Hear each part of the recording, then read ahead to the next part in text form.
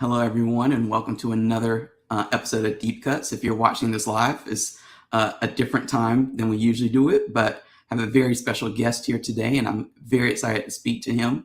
For those of you who don't know, I'm your host, Antoine Reed, and today's special guest is Jon Huber from Groundheads. Jon is someone that I've followed in the industry since I've been in the industry. I always thought his brand and his approach to business was super unique, so I'm looking forward to just talking to him today and diving into his story and sharing that with you all today. So let me bring on our guest.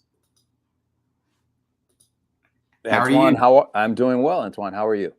I'm doing well. Like I was saying in the intro, when Deep Cut started to catch on, and I was thinking about all the different people I would want to have on here, like you were one of those first people because Groundheads is so unique in the cigar industry.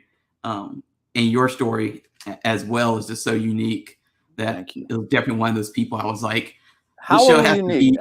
Let me ask, I'm going to turn the table on you real quick. How are we unique? How do you feel that Groundheads is unique? Well, I feel like you're unique in that you seem to, when I first got into the industry in 2010, people who had boutique, quote unquote, brands, which I don't know what boutique means anymore. Exactly. I don't think a lot of people do, but people who had boutique brands were like the underdogs.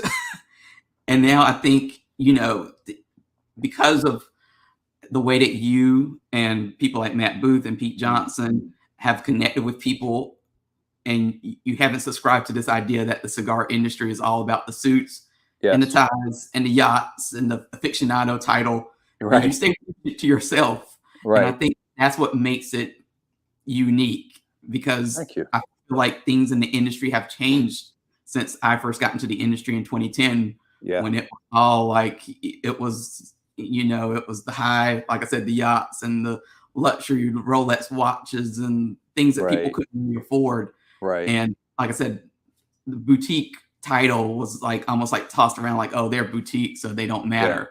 Yeah. But now I think you all have completely flipped the script. And so some of these larger iconic brands, while they're trying to be boutique. Right. It's like they're trying to figure out the way, but I think it's a little bit like behind the eight ball, because people know you, they know your face. You all haven't been afraid about attaching your names and your faces to the brands and to the process. So that's why, long story short, I feel appreciate that. I take that as a compliment. I think your definition, and probably mine as well, of that word boutique is probably more what you're looking for is like authentic. I mean, guys like that you reference, like Pete, Matt, myself, I mean, we just always been true to ourselves and been authentic. And I think that over the last decade, that's what people have gravitated towards more than, $150,000 cars in certain magazines and what have you. So I think by way of attrition, we've kind of redefined luxury, I guess, in our industry and made it more approachable, more accessible. And I think people connect with that.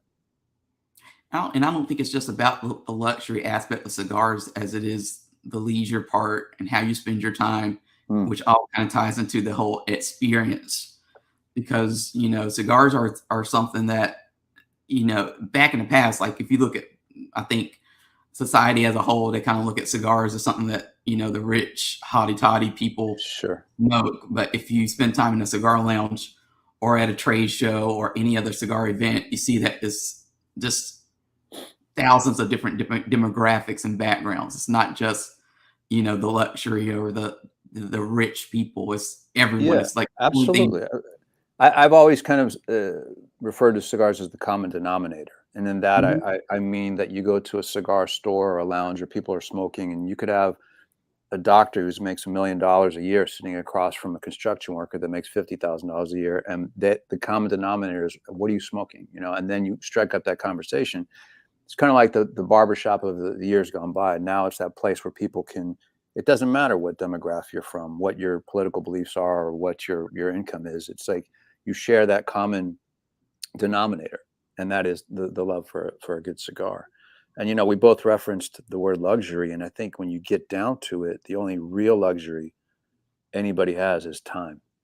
Because right now there's a guy worth millions of dollars probably on his deathbed, and he would give it all just to have a little bit more time, right? So luxury, time is luxury, and how you spend it is the ultimate luxury. So, what we do, providing this for somebody to spend an hour and a half of their day to escape and to, really enjoy that moment. That's luxury, right? More so than fancy cars and watches and things like that. Oh, definitely. And I think we'll probably dive into that topic later on in this hour. But before we get into that, I want people to kind of understand who you are and how you came into the cigar industry, because I know it's, like I said, a very different story Mm, than I think what people think is a typical cigar story, which tends to be my family grew tobacco or yeah, we've made cigars for generations and I'm picking up the mantle and carrying it on into the bold future. So right. how what did you do before you got into cigars, and then how did you kind of land in the industry? Wow, how much time do we have? What I did before cigars. So, I guess I could kind of spare you a lot of time and just tell you that I had moved to Nashville back in like 94, 5, something like that. And I was really kind of going through the whole like I got to find myself type of thing, and I was doing some soul searching to try to figure out what is it that really pulls me into something that I didn't want a job anymore, because I had a lot of really bad jobs, and I wanted to do something where it felt like I wasn't working for a living. And I remember there was a photographer friend of mine in Los Angeles when I lived in LA, and he gave me some of the best advice I ever got, and that was find what you're passionate and love to do, and you'll never work. And the money will take care of itself. Don't chase the bag, don't chase money, because if you find what you love to do, you'll spend the hours that are required to become very good at it, and the money will follow. It'll take care of itself. Don't worry about that. Don't chase money. And I thought that was really good advice. So at that point, when I had moved here, I was actually working a temp job, and it was horrible, man. It was just like a line of long. I've had jobs that range from selling telemarketing pet shampoo in LA to being a private trainer, commercial real estate. I went through all of that. And so when I got to Nashville, I took this temp job, hated it. And I happened to go into a cigar shop years ago by accident. I was looking for a gift to take back to my father in California to visit him for the holidays. And I was like, oh, there's a cigar store. That'd be kind of a cool guy's gift, a man's gift, what have you. And I went in there. I'll never forget. I was on my way to the airport, actually. And as soon as I walked into this humidor, like the smell of the cedar and the tobacco marrying it, whatever, it was like literally like an epiphany without being too corny about it. I was like, oh my God, this is awesome. Look at this, And so I went through the whole spiel and I got my cigars and I took them back, smoked them. And I was like, man, there's something really cool about this. I go into a wine store when I get back to Nashville and I find this magazine on the counter, and it's Cigar Aficionado. It's the George Burns cover from whatever. And I buy it. And I go home and I just, read it front to back, learn about cigars, save up whatever money I've got at the end of each week. And I go back to this cigar store, buy 3 or 4 cigars based on the ratings, smoke them. I take my little notes and everything. And I'm like, all of a sudden I realize this is really what I want to do. How do I get into this? And, there's at that point, there's no social media. There's no sliding into a DM or any of that stuff. So I literally I would make it like a project where I would write letters to all these different companies and try to contact them. And, most of the people didn't write back to me. Cigar Aficionado magazine actually did write back to me. I got a nice rejection letter from the senior editor at the time, Gordon Mott. And I cherished that letter. I was like, that's cool. At least he responded. And I couldn't even get a job at that cigar store. They wouldn't hire me for $7 an hour as a clerk. And I was just like, and I literally was on the last page of that magazine and I see this ad and it says CAO International, 830 Kendall Drive, Nashville, Tennessee. And I'm like, wait a second, I got to figure this out. This company's in Nashville. So I call and I find the owner's name, John Osgood, rest in peace. And I write a letter and I send it. I hear nothing for like months and I completely forget about everything. And I'm like, God, this kind of sucks. I get a phone call on my office phone one day, and it's a voicemail message. I'm like trying to figure out who that is, and then it's like, and it was Jono. And so I call him back, and I'm like, oh yeah, I'm the guy that wrote the letter. And he's like, well, I'm just kind of starting this business, and I'm not sure if there's anything here for you, but I'd like to meet you. I'm like, sure.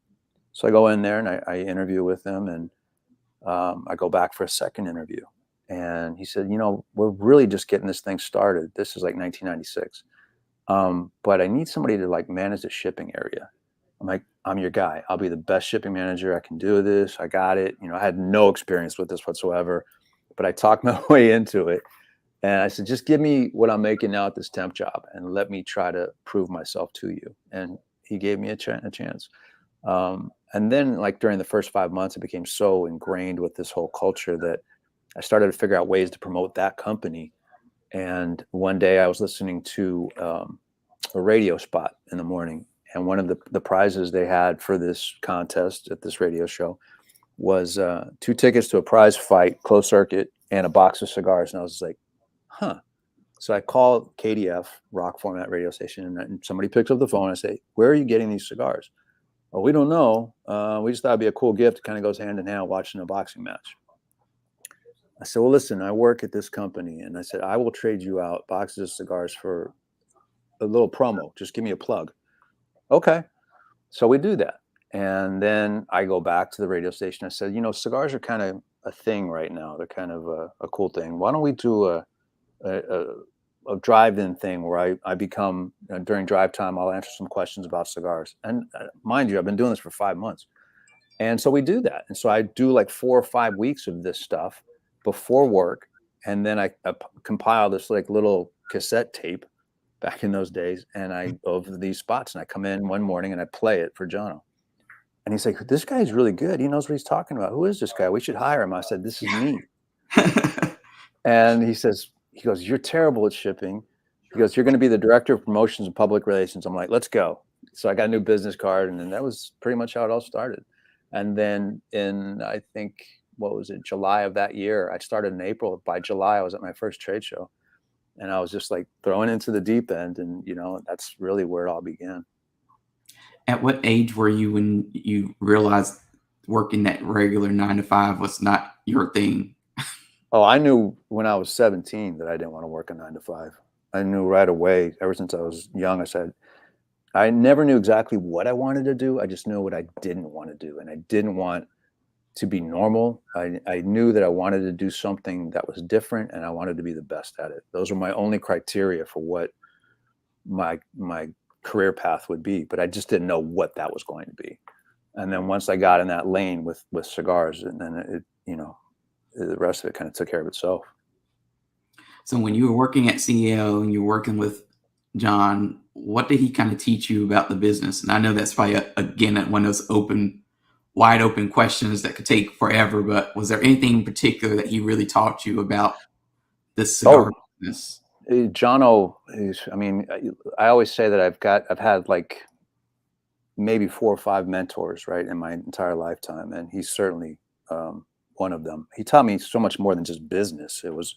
He was a life coach, really. The things that I learned from Jono were so invaluable to this day that it's something that I want to teach my kids. So it's like he had these different sayings. Like one of them was "make it happen," and it was just this ideology that like you can do anything. The only person holding you back is yourself. Mm-hmm. Think of something and then just go and do it. It sounds really simple, but I've always said, like, if you had 100 people in a room and you ask them what you want to do, and 99 of them are going to be scared that they'll fail. And so your chances, or 90 of them, your chances are so much better if you just go for it and just try. At least if you fail, you tried, right? But not knowing if you ever could have made that happen is the worst feeling. And Jono was very much, and I'll give you a concrete example. Mm-hmm. One day we were in the office, small group of us, and somebody mentioned that they were smoking cigars on this HBO show called The Sopranos. And somebody said, hey, we should try to get our cigar on The Sopranos. And Jono said, make it happen.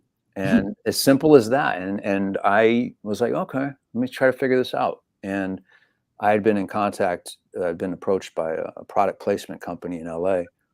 And, they give us X amount of money and we'll place you in 25 different movies and blah, blah, blah. And I'm like, I called the guy and I literally just said, look, I don't care about any of that. What is it worth just to get it on this one show? Let's figure something out. And we did. And that led to what became a license project for CAO called CAO The Sopranos Edition.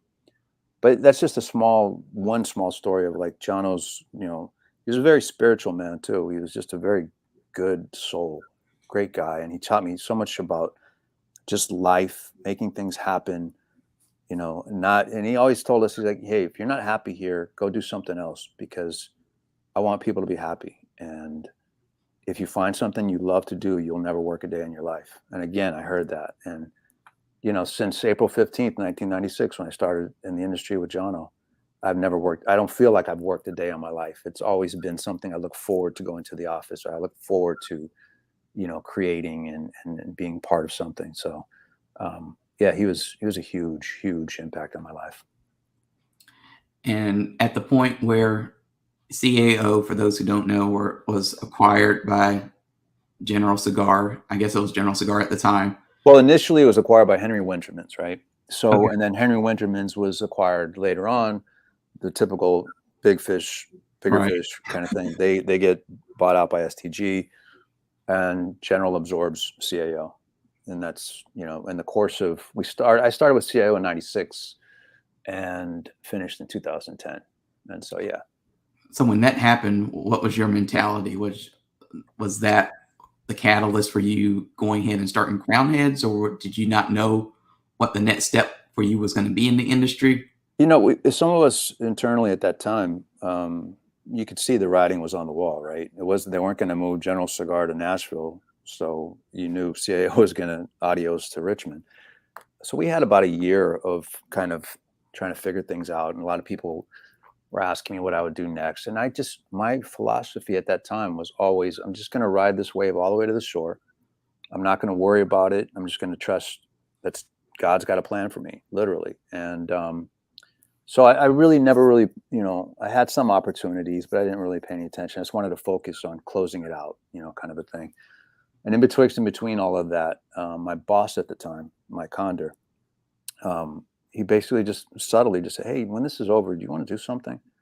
I'm like, I'm in. Because I mean, Mike and I had a great working relationship, and a great personal relationship too. So I just like, okay, we'll figure it out, you know. So we'll close out this chapter, and then like literally like 4 days after I left the office at CAO, Mike and I had our first meetings and to develop what eventually would become Groundheads.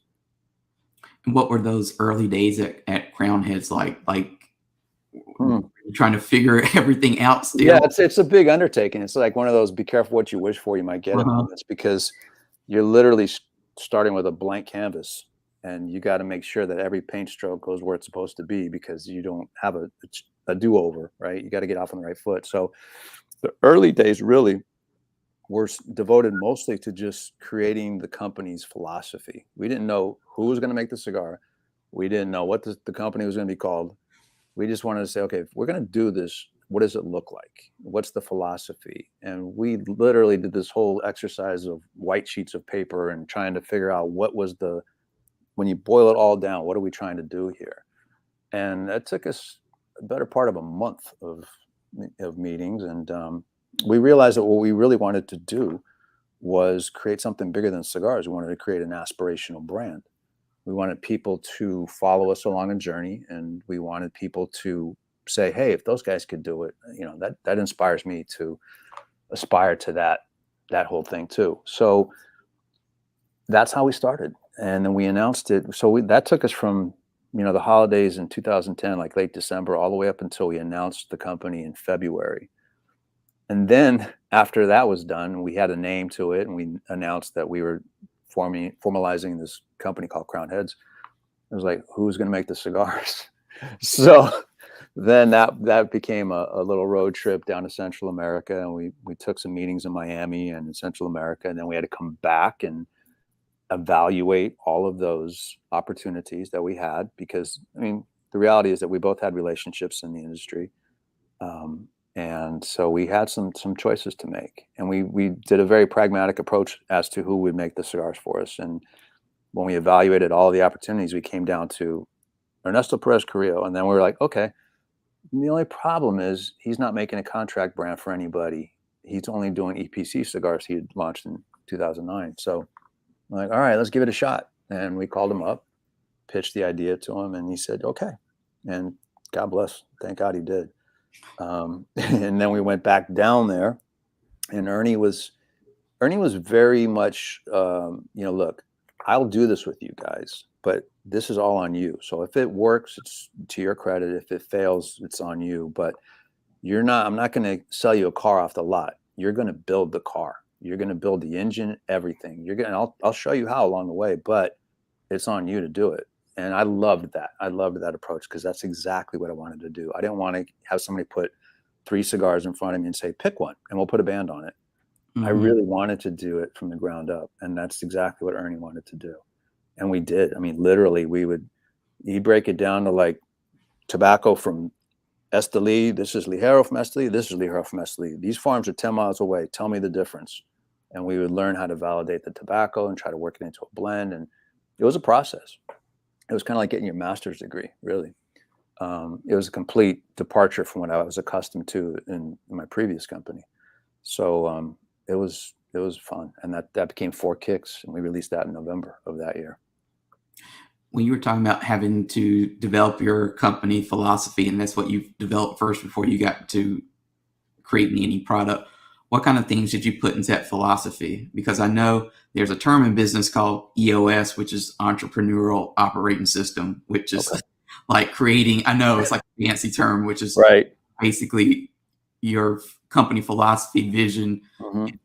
If you don't have that defined, then how can you really guide yourself in business? And you kind of just wander all over the place. Yes. So that's defined. So how did you, to that point, it's kind of like building a house, right? Like you got to have the foundation right before you can start putting up the drywall and building the pool in the back. You got to have, that has to come first. And so our idea was that if we define the philosophy precisely and adequately enough, that everything we do going forward had to line up with those values.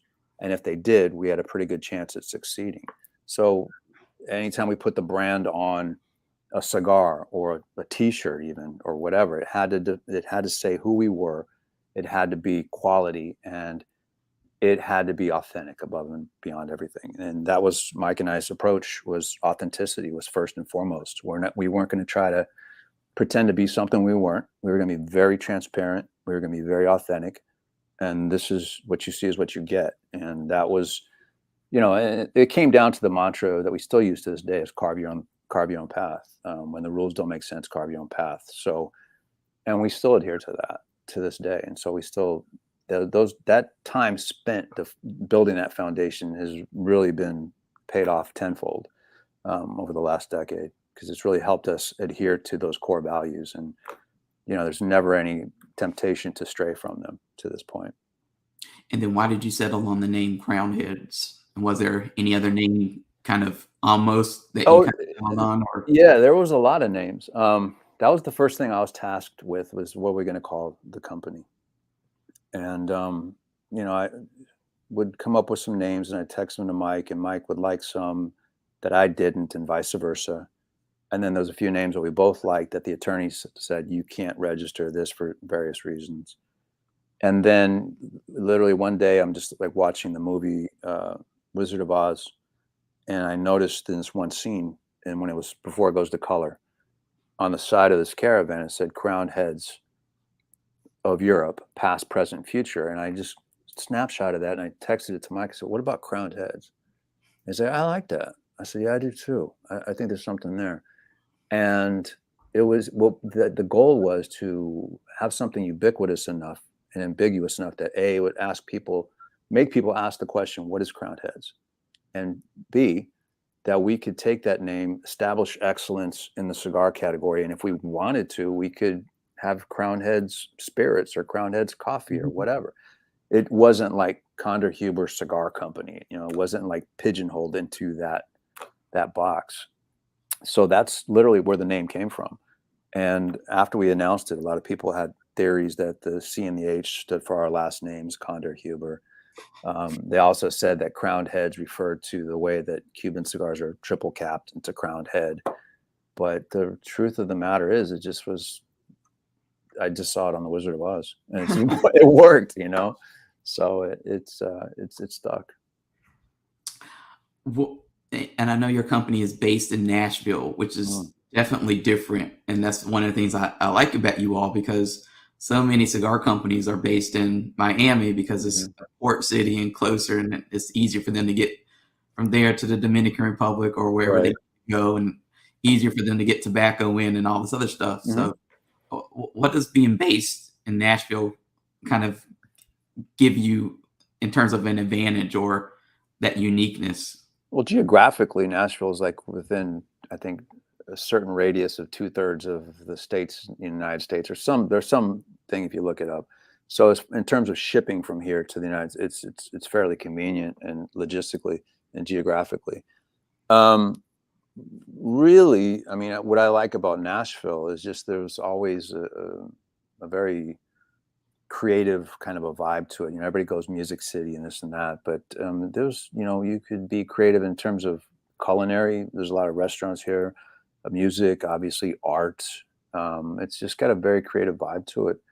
And I mean, obviously we were set up here before with CAO, so that's why, you know, it was just a simple thing to like stay with who brought you to the dance kind of a thing. And I had no, you know, desire to leave Nashville. I mean, it's been my home.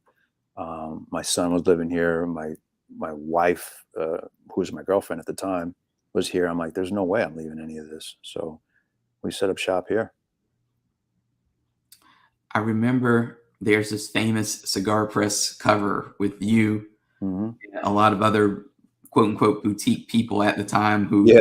are now still around, and you all are far bigger than I think, well, like I said, what the definition, old school definition of what boutique in the cigar category means. Yeah. So, how has that whole world of boutique kind of changed since you first launched Crown Heads until now? Well, I remember that cover.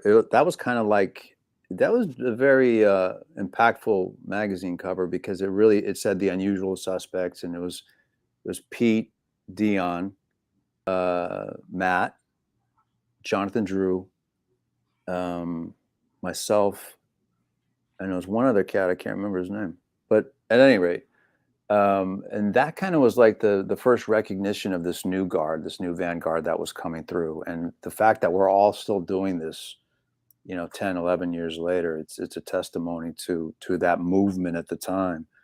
You know, obviously Pete and Dion have done very well. John has done extremely well. I mean, everybody, Matt is still doing it. So um, it's just it's interesting, kind of a snapshot into where the beginning of the new kind of movement, and for lack of a better descriptive, it was called boutique at the time. But I don't know if boutique is, you know, really a valid term anymore.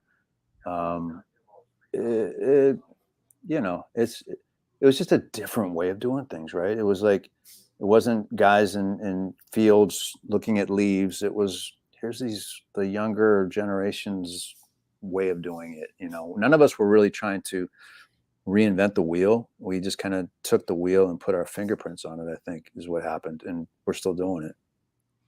Yeah, I think it was when I interviewed Rafael Nadal last year or the year before. He said, you know, boutique to him was more of an attitude than it was a Yeah. category descriptor. He says you have to think in a boutique way is just a very unique way. You're not thinking in terms of like a big corporation Right. way.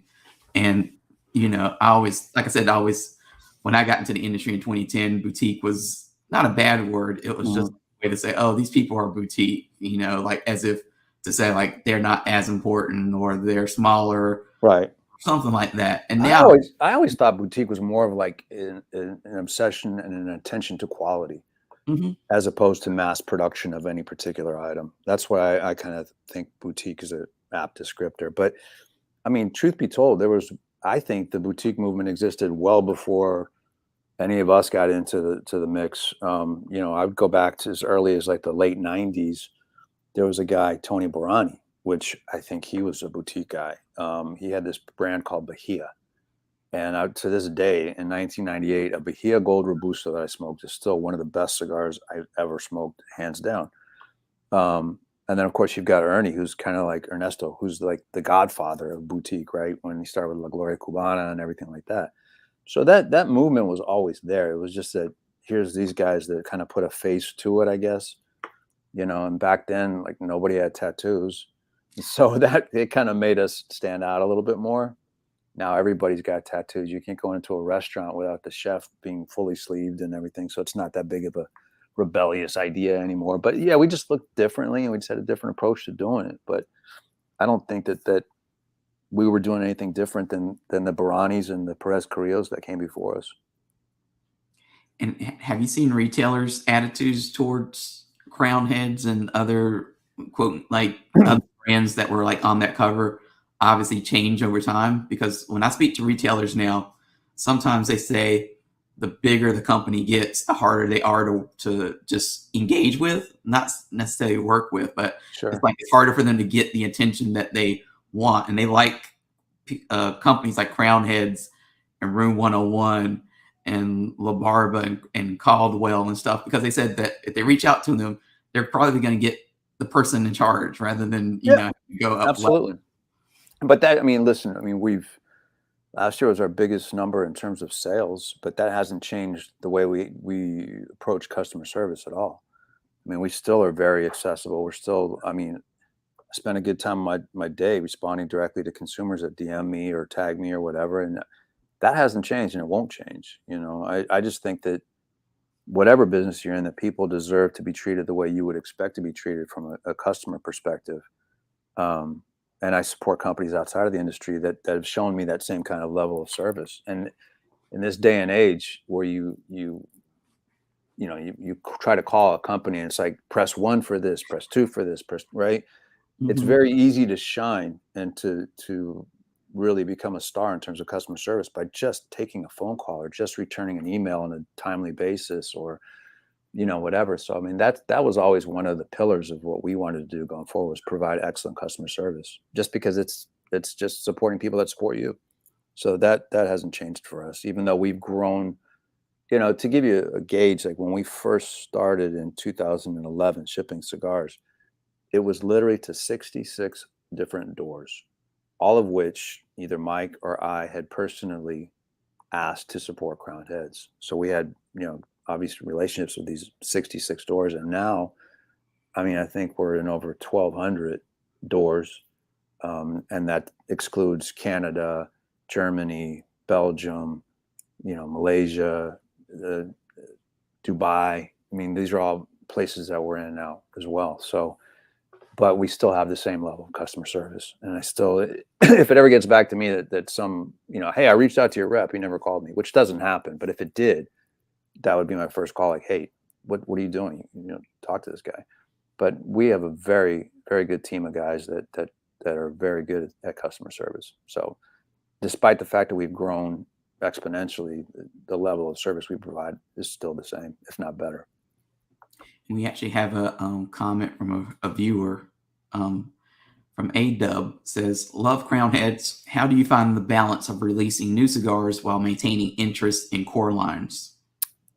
Excellent question. Excellent question. And that is a very difficult line to walk, to be honest with you, because when we first started, I was completely opposed to LEs and one-offs. And I was just like, no, we're just not going to do that. We're just going to build brands. And, and so our kind of our template since 2014-ish has evolved to where it is now, where annual seasonal limited releases has become part and parcel to our business.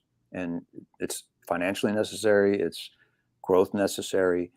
But how do you, to this gentleman's question or this woman's question, how do you balance and keep the plate spinning over here on 4 kicks while you're releasing Las Calaveras? It's just difficult, but we try to do that. What we've done recently is really kind of hyper focused the brands that we do have to this point to just maybe 4 or 5, and then the limited edition releases. So we've kind of put other brands on the back burner, put a hyper focus on other brands, and then drop the seasonal LEs. Like this year so far, we've done Juarez shots, which is an extension to a regular production line. We've done Mil Diaz Maranitos, which is going to be shipping. That's a limited release of an existing line. So a lot of times these are just extensions to regular production lines that we hope shine the light back onto that regular production line. So more often than not, it's like that. Even though it feels like we're constantly dropping LEs, 9 times out of 10, they're things that we are shining onto an existing regular production brand. Yeah, I know one of my favorite seasonal releases is the Las Calaveras, and just this, there's a story behind it, and I think and that's another thing that I kind of like about you all. Like whenever I get a press release, or come across a press release from you all, that is, it always has a story attached to it. So it's not just here's a new product, buy it, which I think a lot of somehow sometimes they get caught in that, and then there's just not a real story behind it, and it kind of, it's hard for me as a consumer at least to connect with that product. 100%. If there's like a cool story behind it, then it's just like I have more reason to spend my money on it. So this, talk about Las Calaveras in particular, because I thought that story is so unique. And how did that cigar come about? So Las Calaveras was an idea I'd had a while ago of just, it was never existed in my brain as like a Day of the Dead thing or anything. It was always like, I realized the longer I was in the industry that the more frequently there were people that were passing, and that I'm like, man, I can't believe so-and-so is gone. And I was like, how do we build a brand that kind of recognizes the people we've lost in an homage type of a way and not a mournful type of a way, like a celebration of life. And I'd seen this like print or etching or whatever in an airport in Mexico one year. It was like the Calavera de Catrina, and it was like this etching.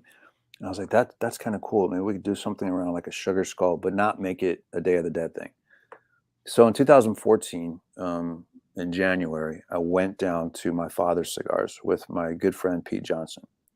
Pete was instrumental in getting us in the door there, and I'd wanted to do cigars with them. And so I went down there with Pete, and I was sitting down with Jaime Garcia. And I said, I got this idea, and I told him what the idea was. And that's what we started working on. And that first release was going to be Las Calaveras. And I really didn't know if it was going to be a one-off or what, but I wanted to do that. During that meeting, we also discussed what would become Jericho Hill, what would become Tennessee Waltz. It was a very productive meeting.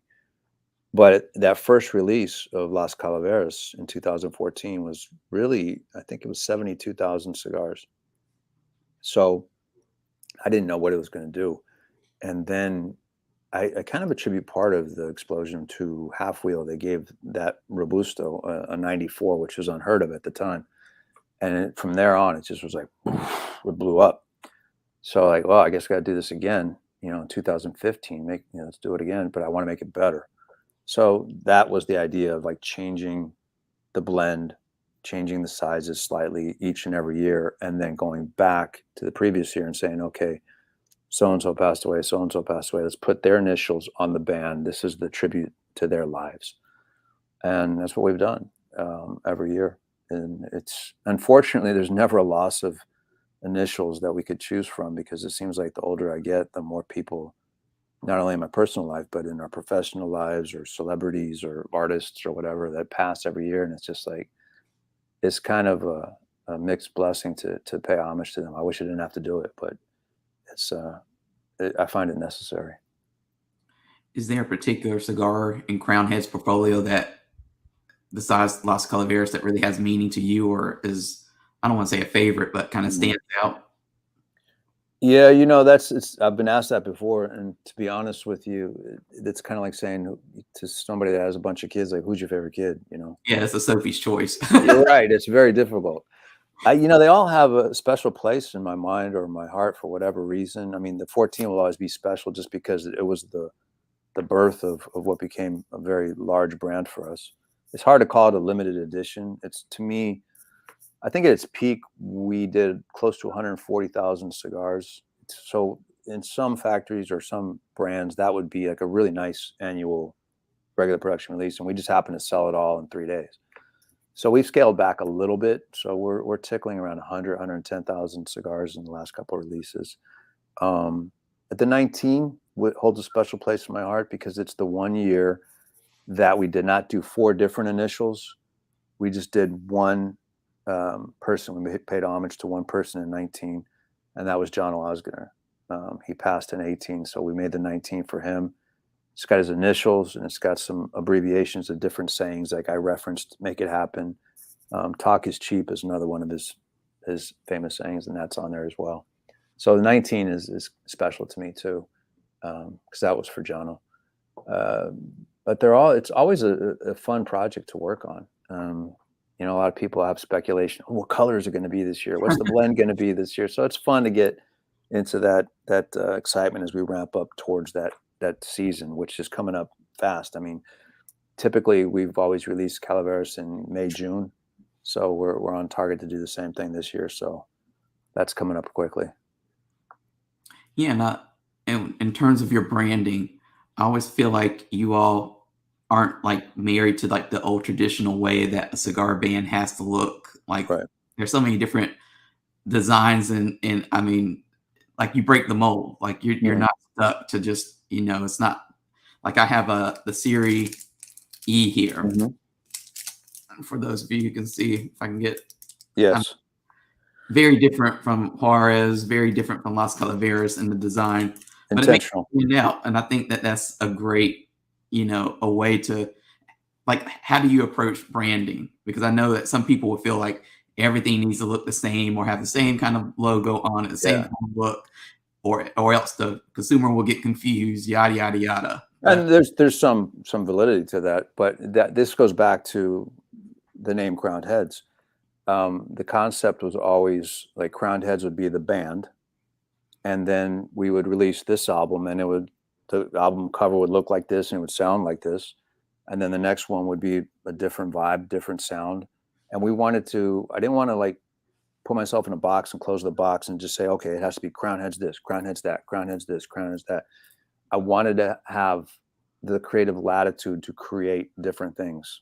And that's why we did it this way, which has pros and cons to it. But in the old life, it was very much like, in the old days, and I'll use CAO, for example, like it was CAO Brasilia, CAO Italia, CAO this, CAO that, CAO, and you were kind of stuck in this box, right? Mhm. I didn't want to do that. I wanted to have that box, bust the lid wide open and say, okay, this year I feel like doing this, and this is what we're going to do. And Crownheads is the band, and this is the album we're going to drop.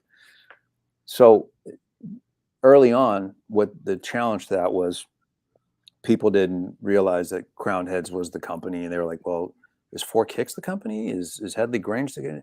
So it took a while to really have people connect the dots and know that Crownheads has all these different brands underneath them. But I wouldn't change it. I mean, I liked having, and I still like having, the creative latitude to create new and unique, not only blends, but brands. I never wanted to, like I said, put myself in a box and close the lid and be stuck in this thing that was expected of you. So, I mean, like I said, pros and cons to it, but it's worked for us. And now 10 years later, we've kind of developed enough brand identity and company identity that people realize, oh yeah, Crownheads, I love the La Imperiosa, or I love Jericho Hill, or I love, Four Kicks, or whatever. So but it was initially, it was a challenge. It was a struggle. Talk a little bit about your partnership or work with Ace Prime, because I've seen that kind of balloon in recent years. So how did that come about, and what is it about? So back in 2017, we were at the trade show, and which is the one, I don't know if it was IPCPR or it was a PCA at the time, but it was the one in Vegas. And we had just hired our national sales manager, Miguel Shodell. And he approached me and said, hey, I've got some friends that I've known for a while. They want to give you some cigars, and they have a factory in Esteli. And I'm like, okay, that's part of the show. You kind of network, you meet people, they give you samples, and you really don't, it's like, okay, yeah, thank you very much. And you smoke them, whatever happens. But we were already very much in bed with Ernesto Perez Carrillo, and the Garcia family. And so I meet Luciano Morales and Aradio Pichardo. I sit down with them, we talk, and very pleasant, what have you. And they gave me some samples. And thank you guys, I appreciate it. Good to meet you, whatever. And the next morning I came down and I went into my bag to smoke something. And I said, let me try one of these samples. And I just noticed that the wrapper was like immaculate. It was like beautiful wrapper. And I was like, man, and I lit it up and I'm like, man, this is pretty good. It's a little aggressive, but it's got some potential. You can round out the edges. You might have something here. But then you always think, okay, did these guys just roll 5 perfect cigars, or can these guys do this on an ongoing basis? Because I had never heard of them whatsoever. They were just friends, acquaintances of Miguel's. So I kind of like, okay, cool, whatever. And we stayed in touch. And we, in the background, when I get back to Nashville, in the background, our German distributor had asked me to do an exclusive for Germany. And so I would send them samples of cigars that I thought were very good. And they would, like, literally every one, they would veto it.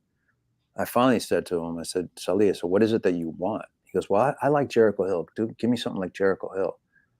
I said, all right. So I go back to Luciano and Aradio and I say, hey, I might have an opportunity to do some business together. We do a cigar called Jericho Hill. I send some samples or whatever. I said, do your version of it. I'm not going to art direct it. Just give me what your take is on this cigar. I didn't mention anything about tobaccos or nothing. They sent me the samples. I smoke them. I'm like, wow, these are really good. I send them to Germany. About a week later, yeah, it's not so good.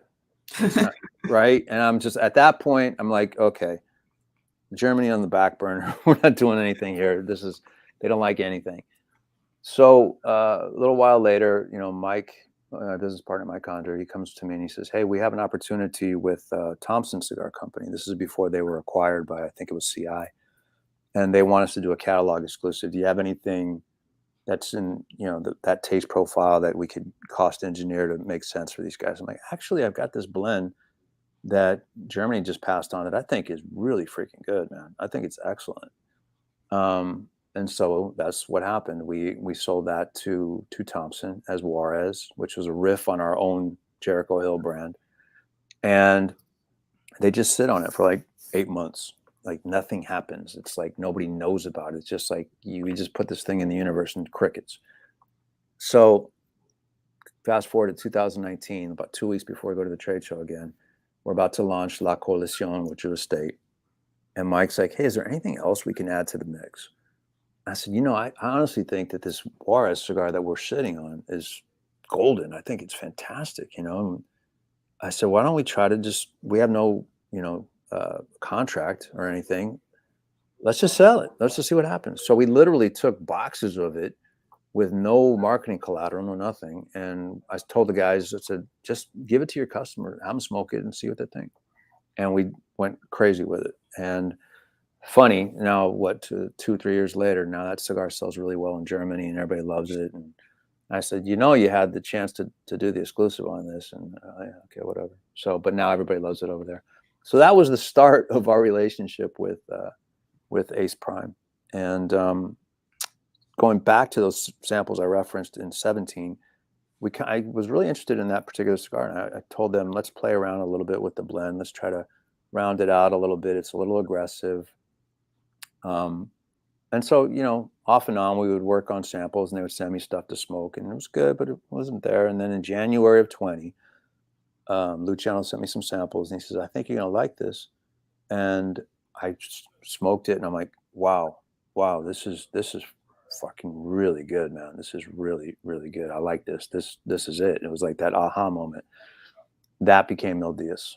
So I took that blend and I was trying to create the backstory to this blend. And I was like, man, this took us about 3 years off and on to really get to the point where we're both good with it. And so that's why a year is like 1,000 days. So I called it Mil Diaz. And there was no trade show that year in 2020. So we just literally just kind of organically launched it. And we never had a big launch thing at the trade show. And that's become like probably our best selling cigar.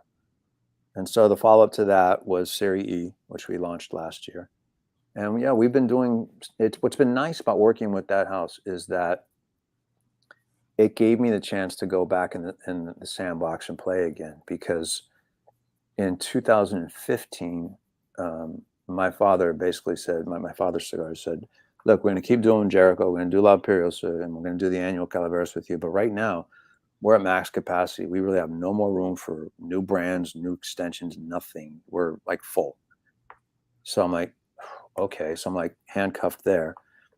And then since then, Ernesto at Tabacalera La Alianza has gotten like 1 number 2 cigar of the year, 2 number 1 cigars of the year.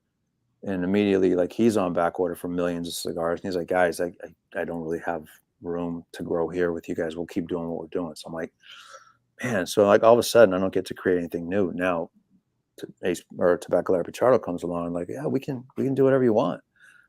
Okay. So now all of a sudden, light bulbs are going off, and we're doing Mother Church for JR. We're doing the Lost Angel for the TA exclusive.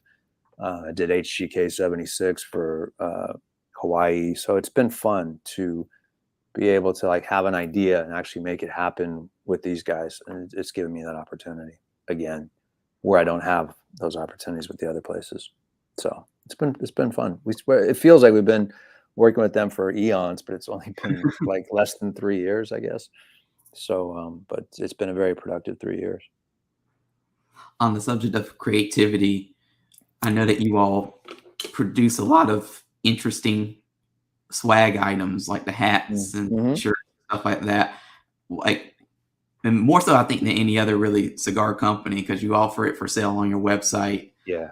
So how important is having those swag items and the creativity and giving people who like your brand the opportunity to kind of represent you all wherever they are through buying the hats and the t-shirts and everything else in between? Yeah, well, for me, it's fun. It's another creative outlet, and that's what gets me going. So I design everything. So, it's the whole reason why we put it on our website, to be perfectly honest with you, was we just wanted to establish a value to the brand, because we were giving most of it away. We would be like, okay, the guys would go into a store and, okay, if you buy a box, you can have this hat, gift with purchase type of thing. But we didn't really know what was the value or what it was worth. So I'm like, let's put it on the website. Nothing's going to happen, but at least we can point to it and say, okay, that's a $35 retail value thing, whatever. Since then, it's really kind of become, I just wrote out thank you notes. That's something I do, is I write out thank you notes to everybody that buys anything from us in terms of merchandise and apparel. And I had a stack like I did, and I just noticed, I'm like, this one's going to California, this one's Hawaii, this one's actually Canada, this one's in Kuwait. So it's become like this thing, and it's just been fun. We've never repeated the same design twice. We'll at least change the colorway. And it's just, I've got a stack, I got a file right here, in fact, on my desk, of just designs we've done in the past. This is all of them. Wow. And stuff that's in production and stuff that's in the queue. And it's just another extension of the brand. And my whole idea was like, I want to create, hats and t-shirts that are cool enough that even if somebody doesn't smoke our cigars, they're like, I want to aspire to that brand. I like what their ethos is. I want to buy a hat. I want to become part of that brand. And by default, it's walking advertisement. So when somebody's walking around with a Groundheads hat, it's like, it's advertising the brand. So it's been fun, man. It's been really fun. I got a message from a friend of mine that said a couple weekends ago, he had on one of our Ebbetsfield flannels CHC hats. And some guy just offered me $50 for this hat off my head. And I'm like, did you take it? He's like, no. I said, you should have, but yeah. I mean, I think that's what I like, again, about your philosophy and your approach to business, because if you look at your apparel that you design, you can wear it anywhere. And you, like you said, if you're not a cigar smoker, you might still like the branding and stuff like that. And you're not going to feel awkward, because sometimes you get swag from different companies and it's something like, it just screams like cigars or smoking. Right. You want to bring that type of attention to yourself in certain pieces, and you have to like really sit there and think, do I really want to wear this? Am I ready for the questions? Am I ready to put myself out there? But with what you all put out there, and just like you said, with the whole approach to the Groundheads being an open, open range and wide open, that 50, 20 years from now, when something happens to the cigar world and you all have to shift into another category. Yeah, right. I always say if the cigar thing doesn't work out, we can start our own, apparel company. Exactly. Yeah, no, it's been fun, man. Because ever since I was a little kid, literally like 5, 6 years old, I've always loved hats. Always, like, a treat for me would be like my mom would go down to the store called Roos Atkins in downtown San Francisco, and she would buy me a baseball hat, and I kept them all. I started collecting, And so now fast forward and I'm able to design hats with New Era Company or with Ebbetsfield Flannels or with Dome or whoever I'm using at the time. It's just been like, wow, this is really cool. It's kind of come full circle for me. And it's, again, one of those things where you make it happen. You put that energy in the universe and, you'd be surprised what comes back to you. But I love doing the hats, man. I really do. I get geeked about it. I mean, I've got the best headwear rep here in Nashville that I met through another friend, Mhm. a gentleman named Derek. And I know I drive him crazy because I'll text him ideas at 6 a.m. I'm like, dude, I had this idea last night and can we do this? Can we do that? Here's a screenshot and let's take this and riff off that. And he's always so patient with me and he's so kind. And we do a lot of fun stuff. And I like it when people get geeked about it too, So it's a fun extension to the business and another creative outlet for me that I really enjoy. As we get towards the end of the show, I would like to ask two particular questions of you. So Okay. the first question is, how would you define your why? As in, how would you define what motivates and drives you to do what you do? Creativity. Like I know myself very well by now. And like if I don't have a reason to create or if I don't have that outlet to put something out there, I've become a very bad person. I'm not happy. I've known this since I was young, very young, like teens, that if I'm just sitting there at a desk and somebody puts a stack of papers on my desk, says, okay, I need you to do all this and that until the stack is this big. That's your job. I'm like, waste of life for me. I can't do it. I just can't. I like to create things. I like to take something that's in this space and have it become tangible and put it out there. Right. So whether that be cigars or hats and t-shirts, whatever, that's my why. That's why I do it, is a creative outlet, because otherwise I would be miserable. And the other question is, someone comes up to you and they say, John, I want to start my own business. It's not necessarily a cigar business or anything with tobacco. They just have this idea for a business and they say, I want to start it. Mm-hmm. What's your advice to that person? Do it. Do it. Because even if you don't have to figure it out right away, you just jump in the water, you'll figure out how to swim. And if you sink, at least you failed. But the worst thing is to be, not to get on morose on you, but the worst thing would be to be on your deathbed and go, God, I wonder what would have happened if, Mm-hmm. right? Exhaust all those possibilities, do everything. Life is not promised, and it's just do it, just go for it. And there's so many, success stories out there of people that had that same philosophy. Like, I just had this idea that I wanted to do this. I didn't know how I was going to get there, but I just went for it. And, be surprised at the success ratio. You don't have to figure everything out. It's just fear is the biggest thing that holds people back. I've really learned that. It's like fear holds you back from everything. And typically the things that we create the fear about the most never really are that bad in the first place. Failure being one of them. It's kind of like, when you're going to go to the dentist and you just, God, this is going to be terrible. What an ordeal. It's just, And then when you're done, you're just like, oh, that wasn't so bad. It's not that I built it up in my head to be this big thing and it really wasn't that bad. It's the same thing. I think fear holds people back. It stifles them. And what's the biggest thing that can happen? You could fail at something and then you try something else or you try again. And that'd be my advice, really. I don't think you have to go to college and have a business degree and nobody's going to write the playbook for you. You just go out there and get on the field and get dirty and things happen. Usually good. Exactly.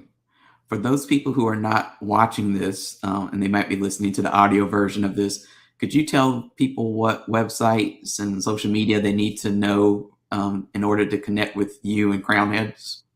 So our website is terrible. I'll tell you that first and foremost. No, it's true. I mean, I think we launched that website in 2011, maybe 12, and we haven't updated it at all. So it's as a business card, it's not very good. It's a holding place, but you can get our merch on there. So it's crownheads.com. As far as social media goes, it's Twitter and Instagram. Primarily Instagram is where I interact most, at the Crowned Heads. And I've gotten a lot of DMs like, trying to reach John and and I'm like, yeah, this is me. So yes, I do all of the social media. I do respond to everybody. I don't farm that out. I don't have some kid in LA doing something for me or whatever. It's me. And I appreciate everybody that reaches out. So yeah, the Groundheads. And the only reason it's not an ego thing. There was a band in New Orleans that when we registered everything, they had crowned heads. I don't know if the band's still around, but they had already had the thing, so I had to put a "the" in front of them. So there it is. Well, awesome. Well, I want to thank you for coming on for this hour and 25 seconds. It's been My an pleasure.